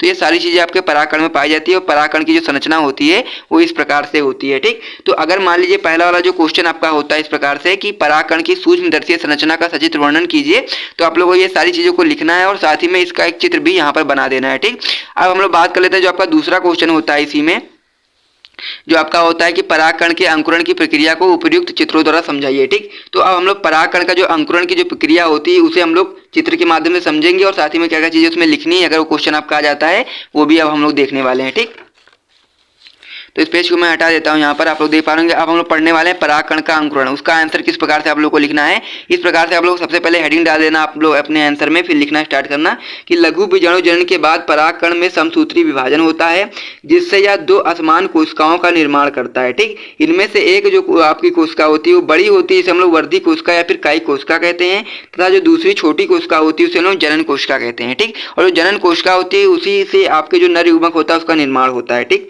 अब क्या होता है, अब परागकण द्विकोशिकीय अवस्था में आ जाता है एवं इसी समय परागकण का परागण होता है। ठीक, यानी कि जब आपका परागकण जो होता है वो द्विकोशिकीय जब अवस्था में हो जाता है तब इसका परागण हो जाता है और परागण के बाद ही इसका अंकुरण का कार्य स्टार्ट होता है। ठीक, तो यहाँ पर क्या हो गया, यहाँ पर है परागण के बाद अंकुरण के समय कायिक कोशिका की भित्ति जनन छिद्र से निकलकर एक नलिका का निर्माण करती है। ठीक, यानी कि जब परागण के बाद जब अंकुरण का समय आता है तो जो कायिक कोशिका होती है उसकी भित्ति जो होती है वो जनन छिद्र से निकलकर एक नलिका का निर्माण करती है, जिसे हम लोग पराग नलिका कहते हैं। और पराग नलिका वर्तिका से होती हुई बीजांड की तरफ गति करती है और कायिक कोशिका का केंद्रक भी इसी नलिका में आ जाता है। ठीक, जिसे हम लोग नलिका केंद्रक भी कहते हैं। ठीक, आगे देखिए, आगे क्या लिखना है आप लोग को, यह नलिका केंद्रक बाद में नष्ट हो जाता है और जनन कोशिका जो होती है, जनन कोशिका का जनन केंद्रक भी इस पराग नलिका में आकर समसूत्री विभाजन करता है जिससे आपके दो अचल नर युग्मकों का निर्माण हो जाता है। ठीक, और यही जो नर युग्मक होंगे यही आप लोग का जो कह सकते हैं कि यही आपका नर युग्मक का कार्य करेंगे और इन्हीं से आप लोग का निषेचन का कार्य होगा आगे जब नर युग्मक और मादा युग्मक आपस में मिलेंगे। ठीक, तो इस प्रकार परागकण के अंकुरण से बनी जो पराग नलिका युक्त संरचना जो होती है जिसमें दो नर युग्मक उपस्थित होते हैं नर युग्मोद्भिद कहलाता है। ठीक, ये यहाँ पर आप लोग चित्र देखना चाहें तो देख सकते हैं इस प्रकार से। ये क्या है आपका, ये आपका परागकण है और इस प्रकार से इसका अंकुरण होता है। इस प्रकार से आप लोग चित्र बना सकते हैं जिसमें ये क्या होता है, इसमें पराग नलिका निकलती है जो आपकी पराग नलिका, इसे आप लोग लिख देना। और साथ ही में इसमें दो नर युग्मक होते हैं जिसे आप लोग यहाँ पर बता सकते हैं बना करके। ठीक, तो यहाँ तक आप लोग का जो दूसरा आंसर था वो भी पूरी तरीके से समाप्त हो चुका है। परागकण का अंकुरण, इसमें आप लोग जितना लिखना था मैंने आपको पूरी तरीके से बता दिया। अगर आपको ये लॉन्ग आंसर में आ जाता है तो भी आप लोग आराम से लिख सकते हैं, अगर आपके शॉर्ट आंसर में आता है तो भी आप लोग आराम से लिख सकते हैं, और अगर केवल चित्र बनाने के लिए आता है तो भी आप लोग आराम से चित्र बना सकते हैं। ठीक, तो यहाँ तक हमारा जो पहला क्वेश्चन था पूरी तरीके से कंप्लीट हो गया। हम दूसरे क्वेश्चन की ओर बढ़ते हैं जो हमारा महत्वपूर्ण लघु उत्तरीय प्रश्न जो आपका सेकंड टाइप का होता है, उसमें जो दूसरा प्रश्न है आपका इस प्रकार से है। ये क्वेश्चन बहुत ज़्यादा महत्वपूर्ण है और ये कई बार आपके कह सकते हैं दीर्घ उत्तरीय प्रश्न में भी ये क्वेश्चन आ जाता है, तो इसलिए आप लोग इस क्वेश्चन को अंत तक देखना ताकि आप लोगों को सभी चीज़ें अच्छे तरीके से समझ में आ जाए। ठीक, इसमें क्या करना है, एक प्रारूपिक बीजांड की संरचना का सचित्र वर्णन करना है। ठीक, तो इस प्रकार से आपका एक बीजांड होता है, इसमें बहुत सारी चीज़ें होती हैं, तो यहाँ पर मैं आपको बना करके दिखा देता हूँ बीजांड में क्या क्या चीज़ें होती हैं, ताकि आप लोग को यहाँ अगर सही से समझ में नहीं आ रहा होगा फिर भी आप लोग यहाँ से अच्छे तरीके से समझ पाएंगे। ठीक, तो ये क्या होता है, ये आप लोग का एक भ्रूण कोश होता है। ठीक, जिसमें क्या होता है, तीन कोशिकाएं ऊपर होती हैं, तीन कोशिकाएं नीचे होती हैं और एक कोशिका बीच में होती है, इसमें दो केंद्रक होते हैं। ठीक, उसके अंदर फिर क्या होता है, ये आपका अध्यावरण होता है इस प्रकार से। इस प्रकार से आपका ये अध्यावरण होता है और ये जो पूरी संरचना बन के आपके सामने तैयार हो गई, ये आपका क्या हो गई, पूरी बीजांड हो गई। ठीक, तो यहाँ पर आप लोग लिखना चाहे तो लिख सकते हैं, जो ये आपका बीजांड द्वार हो जाता है, ये आपका निभाग हो जाता है। यहीं पर ये तीन जो कोशिकाएं होती हैं ऊपर की, इसे हम लोग प्रतिमुख कोशिका कहते हैं।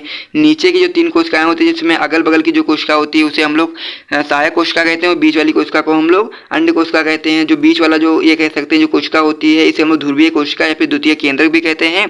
और ये आपका अध्यावरण होता है, बाह्य अध्यावरण, अंतः अध्यावरण, यही सारी चीज़ें इसमें लिखनी होती है। तो ये सारी चीज़ें आप लोग समझ गए होंगे, यहाँ से आप लोग देख करके अपनी कॉपी में नोट कर सकते हैं। ठीक, उसके बाद इसमें क्या क्या चीज़ें लिखना है उसे अब आप लोग देख लीजिए।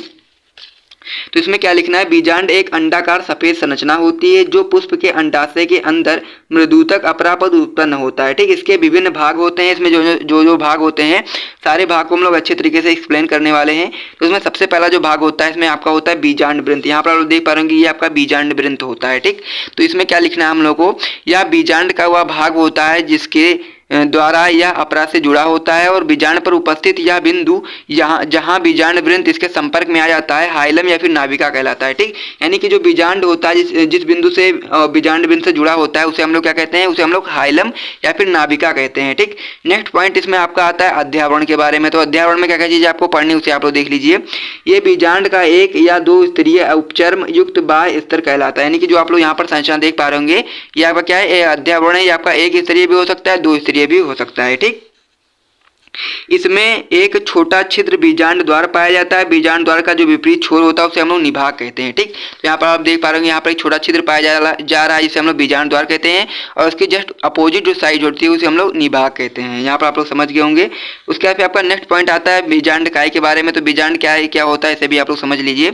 यह गुरु बीजाणुधानी या बीजांड के शरीर को दर्शाता है। यह मृदुतकी कोशिकाओं का बना होता है जो अत्यधिक भोजन संचित रखता है। ठीक, ये चीज आपको अच्छे तरीके से समझ में आ गई होगी। अब हम लोग बढ़ते हैं, जो आपका अगला पॉइंट है इसमें उसे भी हम लोग समझ लेते हैं, और ये आपका क्वेश्चन जो होगा पूरी तरीके से कंप्लीट हो जाएगा।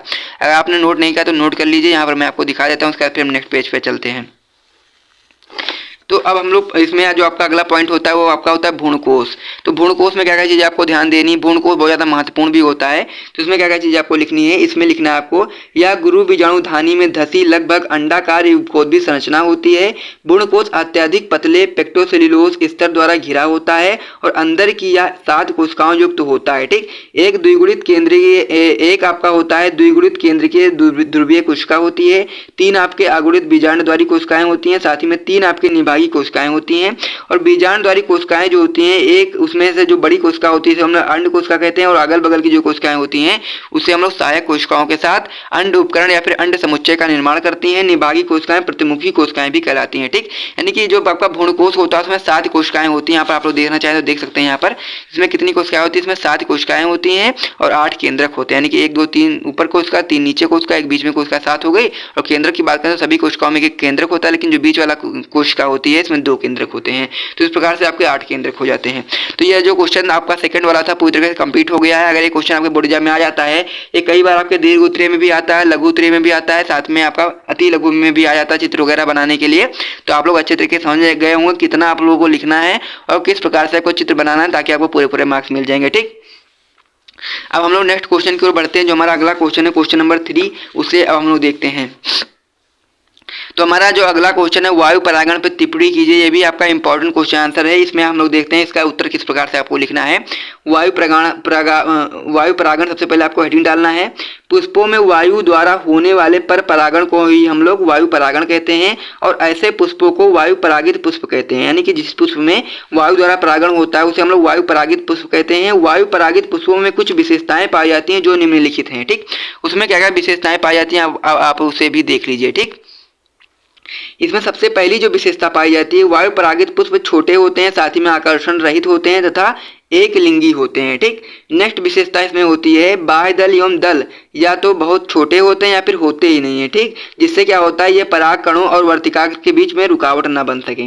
अगला जो विशेषता है इसमें, पराग कोशों में प्रचुर मात्रा में परागकण उत्पन्न होते हैं, क्योंकि वायु के साथ अधिकांश परागकण इधर उधर गिरकर नष्ट हो जाते हैं। ठीक, यानी कहने मतलब यह है कि वायु द्वारा परागण होना है, इसीलिए जो आपका परागकण होते हैं बहुत ज़्यादा मात्रा में कह सकते हैं उपस्थित होते हैं, क्योंकि बहुत सारे जो आपके परागकण होते हैं इधर उधर गिरकर नष्ट भी हो जाते हैं इसकी वजह से, तो इसीलिए ज़्यादा मात्रा में आपका परागकण बनते हैं। नेक्स्ट इसमें विशेषता है आपका कि परागकण छोटे, शुष्क व हल्के होते हैं, जिससे ये वायु में आसानी से उड़ सके। क्योंकि वायु द्वारा परागण होना है तो इसलिए वायु में उड़ने के लिए इन्हें छोटा होना आवश्यक है, क्योंकि जब ये छोटे होंगे तो आसानी से वायु में उड़ सकेंगे और अपने स्थान पर पहुंच सकेंगे जहां पर भी उन्हें पहुंचना है। ठीक, इसमें जो आपका अगला विशेषता है उसमें आप लोगों को लिखना है पुंकेसर के पुतंतु प्रायः लंबे तथा पतले होते हैं और पुष्प के बाहर निकले रहते हैं, जिससे वायु के साथ ये आसानी से उड़ सकें, जैसे कि पॉपुलर में ये चीज़ें होती हैं। ठीक, नेक्स्ट इसमें विशेषता है इन पुष्पों का वर्तिकाग्र लंबा होता है एवं पुष्प के बाहर निकला होता है तथा परागकणों को उलझाने के लिए रोम युक्त होता है वो आपका मक्का में होता है, तथा जो आपका चिपचिपा होता है आपका पॉपुलर में होता है। ये चीज़ आपको ध्यान देना है कि जो परागकणों को उलझाने के लिए कैसे होते हैं, रोम युक्त होते हैं, साथ में चिपचिपे होते हैं। ठीक, तो जो आपका थर्ड नंबर क्वेश्चन था वायु परागण, वो भी आपका पूरी तरीके से कंप्लीट हो गया। जितना आपको लिखना था सारा चीज़ें मैंने आपको अच्छे तरीके से बता दिया है। आप लोग इसे अच्छे तरीके से कॉपी में नोट कर लेना। ठीक, और अच्छे तरीके से तैयार भी कर लेना। अगला क्वेश्चन जो आपका है क्वेश्चन नंबर 4, बहुत ज़्यादा महत्वपूर्ण क्वेश्चन है। जो आपका है भ्रूणपोष क्या है, इसके विभिन्न प्रकारों का संक्षिप्त वर्णन कीजिए। ठीक, तो यानी भ्रूणपोष क्या होता है इसके बारे में हम लोग को बताना है और उसके कितने प्रकार होते हैं और उनके बारे में भी हमको जानकारी देनी है। तो ये क्वेश्चन आपके लिए इंपॉर्टेंट है, तो इसमें आप लोग टिक मार देना। तो भ्रूणपोष एक अगुणित पोषक ऊतक है जिसका निर्माण संलयन के फलस्वरूप पुष्पीय पादपों में निषेचन के पश्चात होता है और भ्रूणपोष भ्रूण के विकास व बीज अंकुरण के समय उपयोग में आता है। ठीक, यानी भ्रूणपोष का काम क्या होता है, जब आप लोगों का विकसित हो रहा जो भ्रूण होता है वो अपने भोजन के रूप में इसे ग्रहण करता है। ठीक, फिर क्या है, आवृत बीजी पादपों में विकास के आधार पर भ्रूणपोष 3 प्रकार का होता है, जिसमें हम लोग पहला प्रकार पढ़ने वाले हैं वो आपका होता है केंद्रकीय भ्रूणपोष। तो केंद्रकीय भ्रूणपोष में क्या होता है उसे आप लोग देख लीजिए।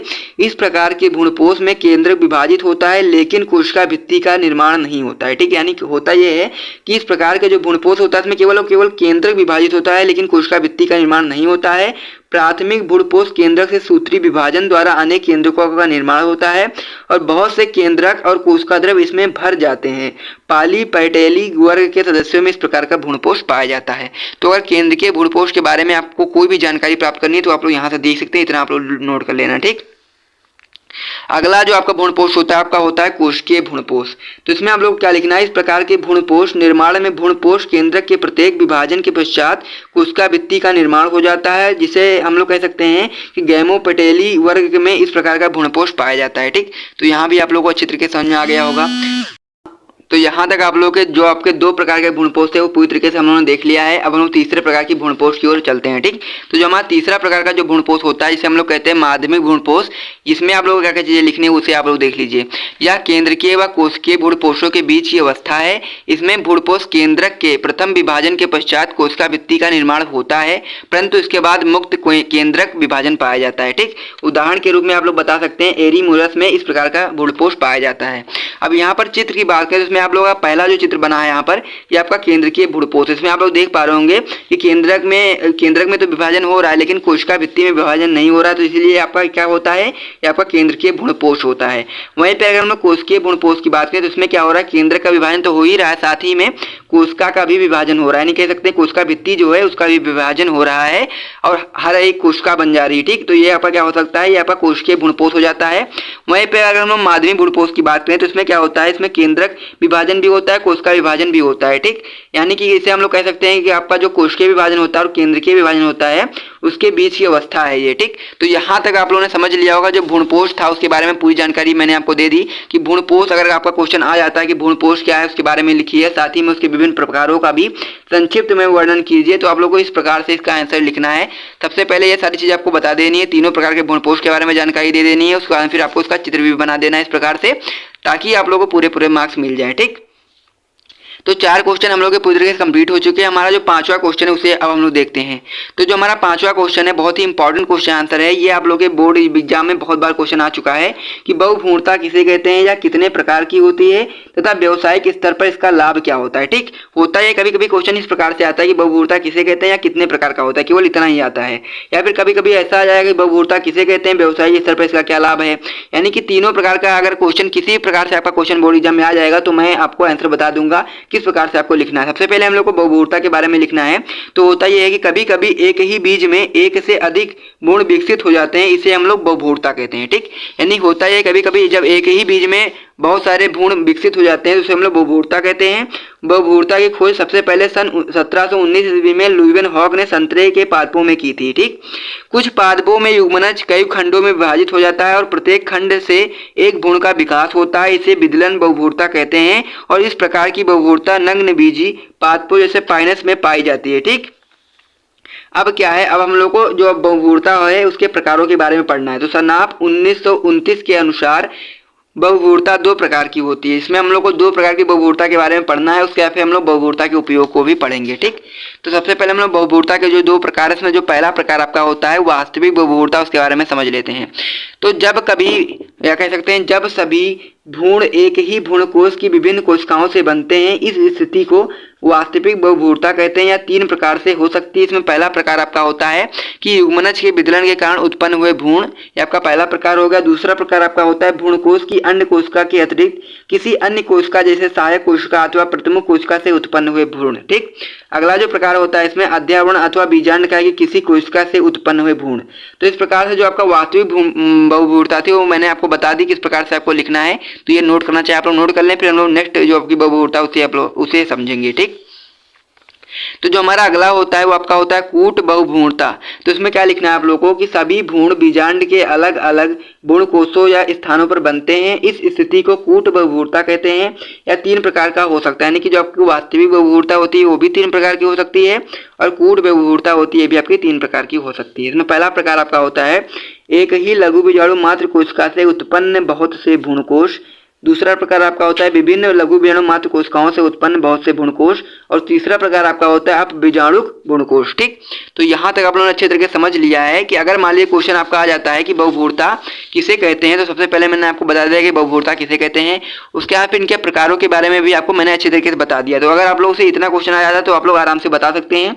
उसके बाद फिर अगर मान लीजिए ये भी क्वेश्चन आ जाता है कि व्यवसायिक स्तर पर इसका क्या लाभ होता है, तो उसे भी आप लोग किस प्रकार से बताएंगे वो भी मैं आपको बता देता हूँ यहाँ पर, कि जो बहुभ्रूणता होती है उसके उपयोग क्या होते हैं, फिर उसके लाभ क्या होते हैं। तो इसमें आप लोग क्या बताएंगे, सबसे पहले आप लोग लिखेंगे कि पादप प्रजनन तथा उद्यान वैज्ञानिकों के लिए फलोत्पादन में यह बहुउपयोगी विधि है। वर्तमान में आम व नींबू प्रजाति के पादपों के लिए बीजांडकाय से प्राप्त भ्रूण का उपयोग बहुतायत से किया जा रहा है। ठीक, इनसे प्राप्त नवोद्भिद जनक पादप के समान होते हैं, ये कायिक प्रजनन के समान ही उपयोगी हैं। ठीक, नेक्स्ट पॉइंट इसमें होता है ये सामान्यतः रोग मुक्त होते हैं, इनसे विषाणु मुक्त क्लोन प्राप्त किए जा रहे हैं। ठीक, तो यहाँ तक आप लोगों के बहुभ्रूणता के उपयोग अगर आए तो आप लोग 2 भी लिखेंगे तो आपको पूरे मार्क्स मिल जाएंगे। ठीक, तो यहाँ तक आप लोगों के जो क्वेश्चन नंबर आपका 5 था पूरी तरीके से कंप्लीट हो गया। हम लोग छठे क्वेश्चन की ओर बढ़ते हैं, और ये छठा और लास्ट क्वेश्चन रहेगा इस मतलब कि लघु उत्तरीय सेकंड टाइप का, ये छठा और लास्ट क्वेश्चन रहेगा। इसके बाद फिर हम लोग दीर्घ उत्तरीय प्रश्नों की ओर बढ़ेंगे।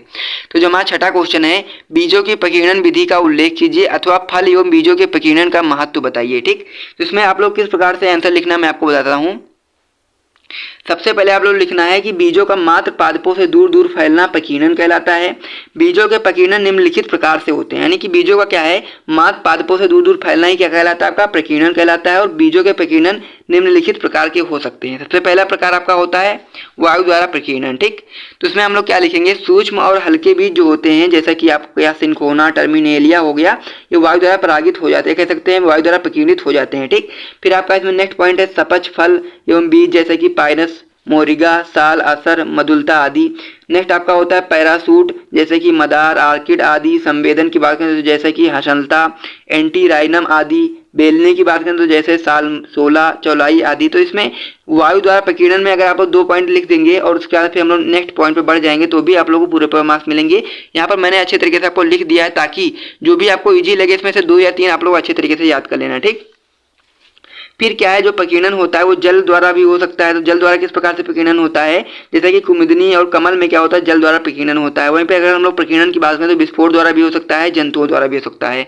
तो जैसे कि हम लोग बात करें जिरेनियम, गुल मेहंदी, अरंड में क्या होता है, विस्फोट द्वारा कह सकते हैं कि प्रकीर्णन होता है। ठीक, जंतुओं की बात करें, जंतुओं द्वारा किस प्रकार से प्रकीर्णन होता है, जैसे कि चोर काटा, बोर, हाविया में क्या होता है, जंतुओं द्वारा प्रकीर्णन हो जाता है। तो अगर ये क्वेश्चन आपका आ जाता है कि बीजों का जो प्रकीर्णन विधि का उल्लेख कीजिए, तो उसमें आप लोग इतना लिखेंगे। और अगर आपसे क्वेश्चन पूछ लेता है कि फल एवं बीजों के प्रकीर्णन का महत्व बताइए, तो आप लोग महत्व में ये चीज लिख सकते हैं कि प्रकीर्णन का महत्व में आप लोग ये बता सकते हैं कि फलों व बीजों के प्रकीर्णन द्वारा निम्नलिखित लाभ होते हैं। पादपों में बने सभी बीज व फल एक स्थान पर एकत्र रूप से अंकुरित न होकर अलग अलग स्थान पर अंकुरित होते हैं। ठीक, ये चीज आपको ध्यान देना है कि प्रकीर्णन का सबसे बड़ा महत्व यही है कि जो पादपों में बने सभी बीज होते हैं वो एक ही स्थान पर एकत्र न होकर के अलग अलग स्थानों पर अंकुरित होते हैं। नेक्स्ट पॉइंट इसमें होता है यदि प्रकीर्णन न हो तथा सभी पादप एक ही स्थान पर उग जाएं तो इनमें क्या होगा, जीवन हेतु संघर्ष बढ़ जाता है, जिससे कुछ हद तक जो पादप होते हैं वो जाति जो होती है उसकी प्रभावित होती है। ठीक, इसमें आपका जो नेक्स्ट लाभ होता है उसे भी आप लोग देख लीजिए। किसी भी प्राकृतिक आपदा या मानव निर्मित आपदा से पूरी प्रजाति को बचाने हेतु प्रकीर्णन एक अत्यंत महत्वपूर्ण प्रक्रिया। मान लीजिए कोई भी बीज है, अगर आप लोग उसे एक ही स्थान पर उगाएंगे तो क्या होगा, अगर मान लीजिए वहाँ पर प्राकृतिक आपदा आ जाती है या फिर मानव निर्मित आपदा आ जाती है तो क्या होगा, वहाँ बीज होंगे सारे नष्ट हो जाएंगे। लेकिन अगर हम लोग उसे अलग अलग स्थानों पर उगाएंगे तो चाहे जो भी आपदा है कहीं ना कहीं का बीज तो बच ही जाएगा। ठीक, इसमें जो नेक्स्ट पॉइंट आपका होता है प्रकीर्णन द्वारा बीज भिन्न भिन्न वातावरणीय दशाओं में पहुंच जाते हैं, जिससे पादपों में नए नए वातावरण के प्रति अनुकूलन आ जाता है। ठीक, तो यहाँ तक आप लोगों के जो महत्वपूर्ण लघु उत्तरीय प्रश्न जो आपके थे सेकंड टाइप के वो सारे प्रश्न अच्छे तरीके से क्लियर हो गए हैं। जितने भी क्वेश्चन मैंने आपको बताया अगर सारे प्रश्न आप लोग अच्छे तरीके से क्लियर कर लेंगे तो आप लोग को बहुत ही अच्छे मार्क्स देखने को मिलेंगे। और जितने भी क्वेश्चन मैंने आपको बताया सारे बहुत ज़्यादा महत्वपूर्ण हैं और बोर्ड एग्जाम में आपके कई बार आ चुके हैं। अब हम लोग महत्वपूर्ण दीर्घ उत्तरीय प्रश्नों की ओर चलते हैं जो हमारे बोर्ड एग्जाम में 5 नंबर के लिए आता है।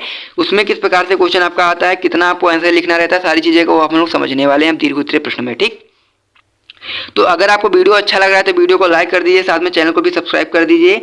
और अगर आप लोगों को इसी प्रकार से और भी वीडियो चाहिए तो आप लोग कमेंट करके हमें बताइए, ठीक। पूर्ण दीर्घ उत्तरीय प्रश्न में जो हमारा पहला क्वेश्चन है वो आपका है, पुष्टि पादपों में लघु बीजाणु जनन का सचित वर्णन कीजिए। वहीं पर अथवा लगा करके और क्वेश्चन दिया गया है, आवर्तबीजी पादपों के परागकोश के विकास में विभिन्न अवस्थाओं का सचित वर्णन कीजिए। और वहीं पर एक क्वेश्चन आपका और दिया गया अथवा लगा करके, आवर्तबीजी पादपों में नर एवं के विकास पर टिप्पणी कीजिए, ठीक। तो इसमें क्या है कि जो आपका पहला क्वेश्चन है और यहाँ पर जो दूसरा अथवा लगा कर क्वेश्चन दिया गया है, इन दोनों क्वेश्चन का आंसर होगा सेम होगा। और जो आपका तीसरा जो क्वेश्चन यहाँ पर दिया गया है इसका आंसर अलग होगा, ठीक। तो अगर आपके महत्वपूर्ण दीर्घ उत्तरीय प्रश्न में अगर मान लीजिए दीर्घ उत्तरीय में आपका ये क्वेश्चन आता है तो इसका आंसर आप लोगों को किस प्रकार से लिखना है, अगर ये वाला क्वेश्चन आएगा तो इसका आंसर आपको किस प्रकार से करना है, मैं आपको दोनों का आंसर अच्छे तरीके से बताऊंगा। सबसे पहले जो हम लोग महत्वपूर्ण जो आपका क्वेश्चन था, पहला वाला जो था लघु बीजाणु जनन के बारे में हम लोग पढ़ेंगे। बहुत ही इंपॉर्टेंट क्वेश्चन ये होता है आपके बोर्ड एग्जाम के लिए। तो सबसे पहले हम लोग उसको समझेंगे किस प्रकार से आपको लिखना है, सचित वर्णन करना है किस प्रकार से उसका, तो उसको हम लोग सबसे पहले देखेंगे, ठीक।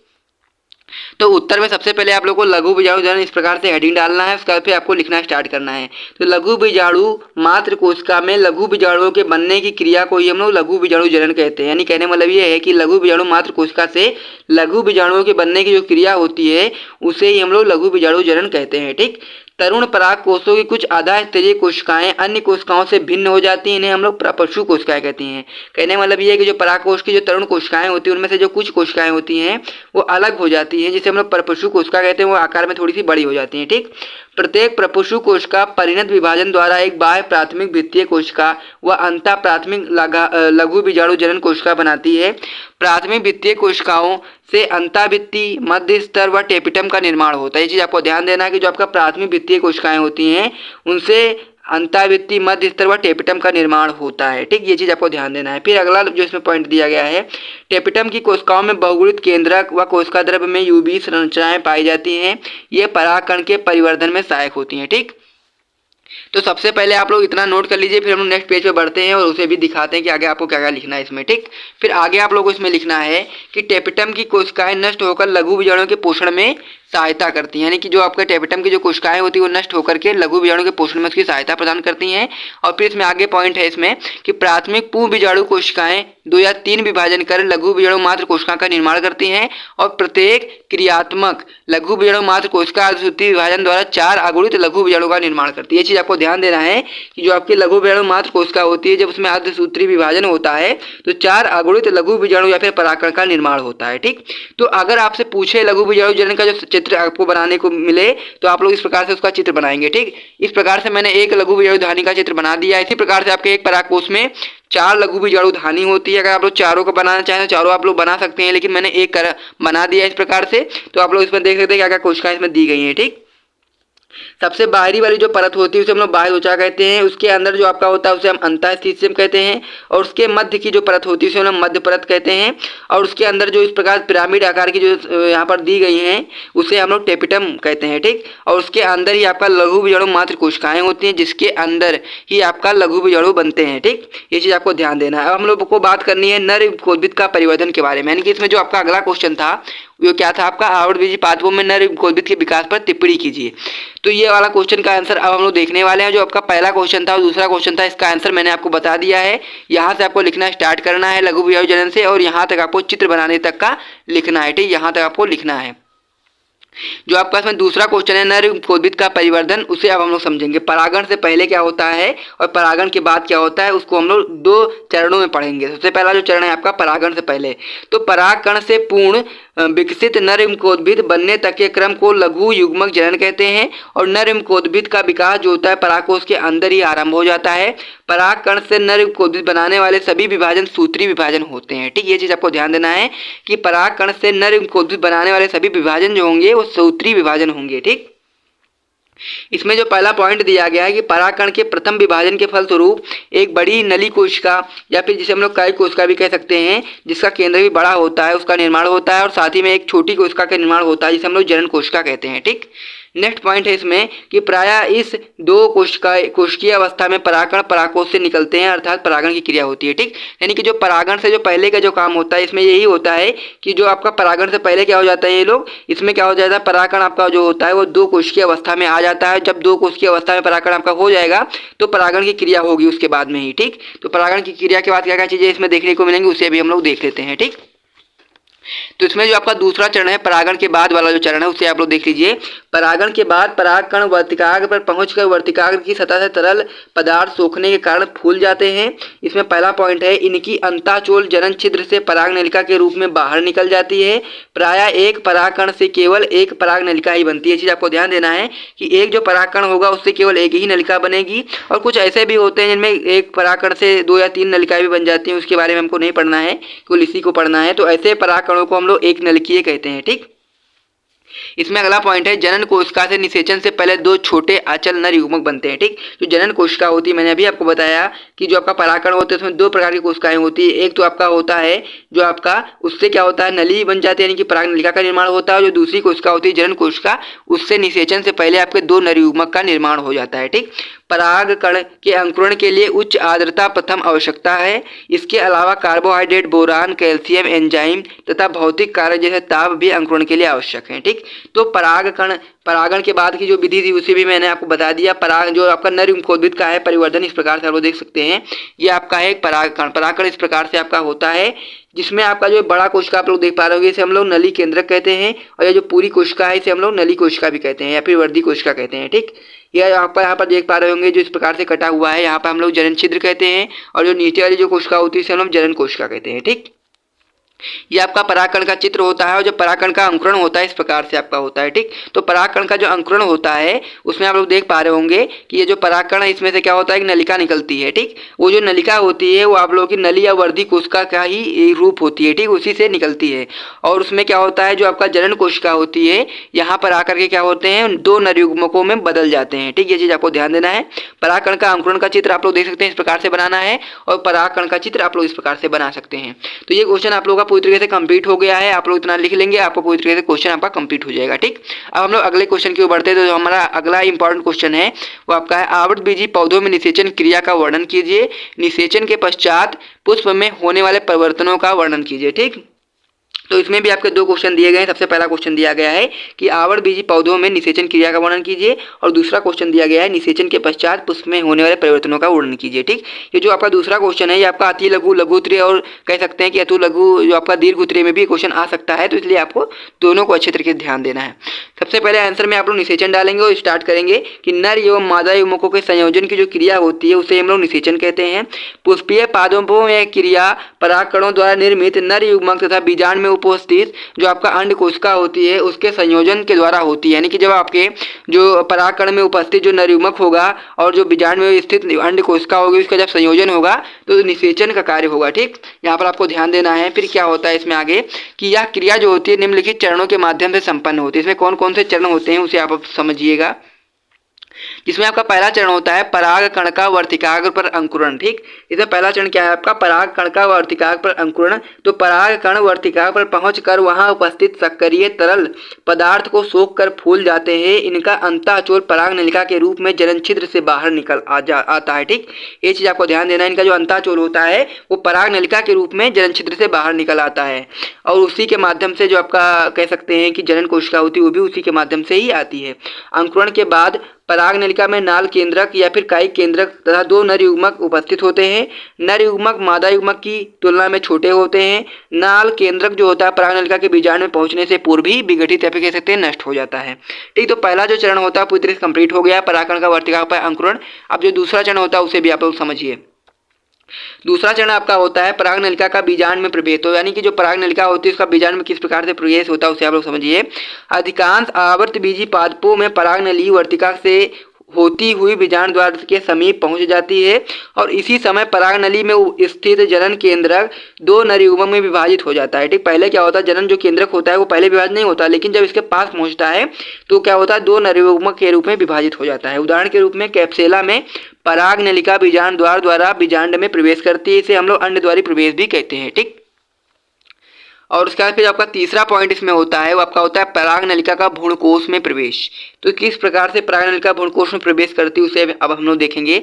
तो पराग नलिका भ्रूणकोश में प्रायः बीजांड द्वारी छोर से तंतुमय समुच्चय के रासायनिक उद्दीपन के कारण प्रवेश करती है।